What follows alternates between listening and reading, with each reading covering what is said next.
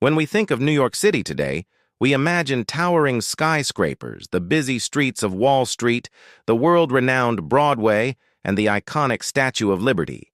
Few people know that before becoming an integral part of the U.S., New York was actually a Dutch colony known as New Netherland. Hey there! Welcome to our channel. Here we bring you the craziest and weirdest facts from human history. Some of the things discussed in this video may be offensive or disturbing. Viewer discretion is advised. New York was established by the Dutch in the early 1600s, but it was the English who first laid claim to North America when they founded the Virginia Company in 1585, and they were followed soon after by the Spanish, French, and Portuguese. For nearly 2 decades, these Europeans fought for dominance over the vast and wild territory. But then the Dutch entered the picture. In 1596, a group of Dutch traders set out to find a navigable route to Asia. They hired explorer and navigator Henry Hudson, and together they embarked on a journey to the unexplored regions of North America. In 1609, Hudson sailed into the river that would come to bear his name. He was looking for a passage to the Pacific Ocean, but he found something else instead: the fertile land that would become New York State. Hudson reported back to the Dutch about the possibilities the region offered, including the abundance of animal furs and its strategic harbor. So the Dutch West India Company decided to capitalize on the findings and sent a fleet of ships to explore and settle the area. But the Dutch weren't the only ones with plans to settle in the region. The Mayflower, carrying the English pilgrims, departed from England in September 1620, intending to reach the Hudson River Valley. Storms battered the ship for weeks, pushing them further north than planned. They landed at Cape Cod, where they founded Plymouth Colony. After learning of the English settlement, the Dutch realized that if they didn't take action quickly, the English could expand southward and prevent the Dutch from establishing themselves in the region. In 1623, the Dutch West India Company recruited 150 colonists, mostly from Germany, France, and the Netherlands, and sent them on a ship called the Mayflower, arriving in 1624. The following year, the Dutch established Fort Orange at the present-day location of Albany, New York. But realizing that the fort was too far inland, they decided to build another settlement closer to the coast. In 1625, 300 European settlers arrived at the southern tip of Manhattan Island and established a settlement they named New Amsterdam. It became a bustling trading post, attracting merchants from England, France, Spain, Portugal, Italy, and other parts of Europe. Farmers also settled in the area, raising crops such as wheat, barley, and vegetables for the growing population. Enslaved Africans would be brought to work on farms and in households. The Dutch population in New Amsterdam was diverse, consisting of merchants, artisans, laborers, farmers, and enslaved people from various European countries and ethnicities. During the 1630s, the Dutch colony prospered due to the introduction of new agricultural products, including cattle, pigs, sheep, chickens, and peach trees. These additions to the local economy led to rapid growth and prosperity in New Amsterdam.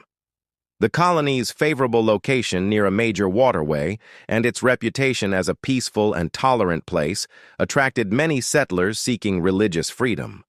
However, there was tension between the Dutch settlers and the indigenous people living in the area. Conflicts arose over land ownership, and the Dutch encroached further into native territories. Despite these tensions, diplomatic efforts were made to maintain peace and trade relationships with the indigenous populations. One notable aspect of the Dutch colony was the presence of the Walloon, a group of French Protestants who fled religious persecution in France. They settled in New Amsterdam and became an integral part of the colony's cultural and economic development. By the mid-1600s, the Dutch colony of New Netherland extended across modern-day New York, New Jersey, Delaware, and Connecticut. Its capital, New Amsterdam, was situated at the southern tip of Manhattan Island and served as a vital trading center. The colony had experienced significant growth and prosperity, largely due to the fur trade and its strategic location along the Hudson River. But the peaceful existence of the colony was about to come to an abrupt end. During this time, there was a war between England and the Netherlands. This conflict would have a profound impact on the fate of the Dutch colony. In 1664, a fleet of English warships arrived in New Amsterdam harbor. The Dutch governor, Peter Stuyvesant, found himself in a precarious situation. With limited military resources, he attempted to negotiate with the English, but the talks were unsuccessful and the English proceeded to occupy the colony. On September 8, 1664, the English captured the city of New Amsterdam without any resistance from the Dutch forces.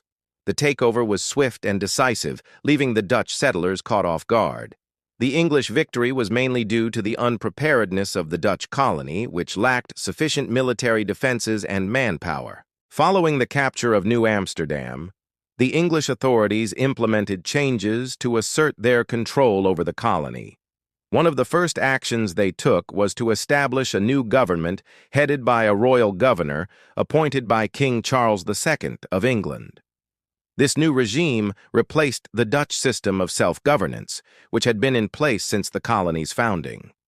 Additionally, the English introduced new laws and regulations to align the colony with English policies and customs.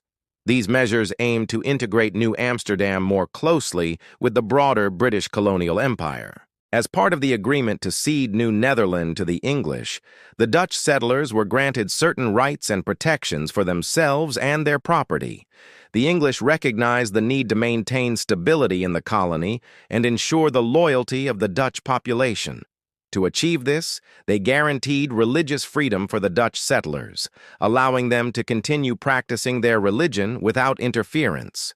This provision aimed to alleviate fears that the Dutch community might face persecution under the new English rule. Moreover, the English monarchy granted the former Dutch settlers the right to retain their property and possessions, providing them with a sense of security and continuity. By respecting the property rights of the Dutch inhabitants, the English authorities sought to foster cooperation and minimize potential resistance.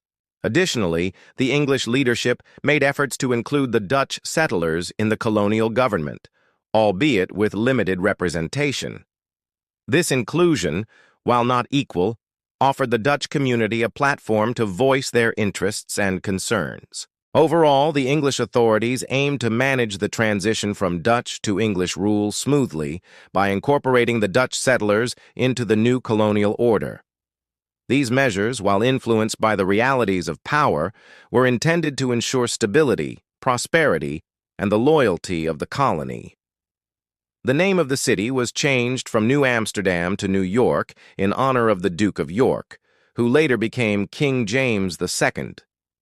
Although the Dutch had lost their colony, their influence remained embedded in the language, culture, and architecture of the region. Dutch place names such as Staten Island, Brooklyn, and Harlem are still prevalent in the area, reflecting the lasting impact of the Dutch colonial era. The surrender of New Amsterdam marked the end of Dutch colonial rule in North America. The colony, which had once held promise as a thriving Dutch settlement, was now under the control of the British Empire. The loss of New Netherland was a significant setback for the Dutch, who had aspirations of expanding their colonial holdings in the New World. The capture of New Amsterdam by the English not only dashed their hopes for territorial expansion, but also raised questions about their ability to compete with other European powers in the race for colonial dominance. For the Dutch, the surrender of New Amsterdam was a disheartening moment. It symbolized the end of their colonial ambitions in North America and the realization that they had been outmaneuvered by their rivals, the English. The loss of the colony, which they had invested considerable resources into, was a blow to their national pride and prestige. The events surrounding the capture of New Amsterdam left a lasting impact on the Dutch perspective on colonial affairs. It prompted a reevaluation of their strategies and a search for new opportunities elsewhere in the world. The Dutch began to focus their colonial efforts on other regions, such as the East Indies, where they established a significant trading presence. This shift in focus marked a turning point in Dutch colonial history. Despite the disappointment of losing New Netherland, The Dutch did not abandon their involvement in the Americas entirely. They continued to engage in trade and exploration in the region, laying the groundwork for future Dutch activities in the Caribbean and South America. The Dutch West India Company, which had played a pivotal role in the establishment of New Netherland, continued to seek opportunities for trade and settlement. While the dream of a substantial land-based colony in North America had been dashed, the Dutch remained active in the New World. After the American Revolution, New York was chosen as the first capital of the United States. In 1789, George Washington was inaugurated as the nation's first president in New York. Over the years, New York has grown into a global capital of finance, culture, and diversity. However, its roots can be traced back to a small Dutch colony that dared to imagine Manhattan as the center of the New World. The story of New York's early years is a testament to the ambition, resilience, and multiculturalism that have shaped the city's identity.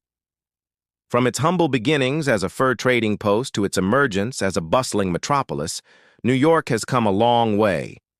The legacy of the Dutch settlers lives on in the city's architecture, place names, and cultural heritage, reminding us of its unique origins. New Yorkers take great pride in their city's rich history, including its Dutch roots. The story of how New York was established by the Dutch is an integral part of the city's identity. It reflects the diverse influences that have come together to make New York what it is today, a vibrant melting pot of cultures, languages, and traditions. And that's all for this video. Thank you for watching. If you enjoyed the video, please leave a like and subscribe. We've got plenty of other videos for you to watch, so sit back, relax, and enjoy.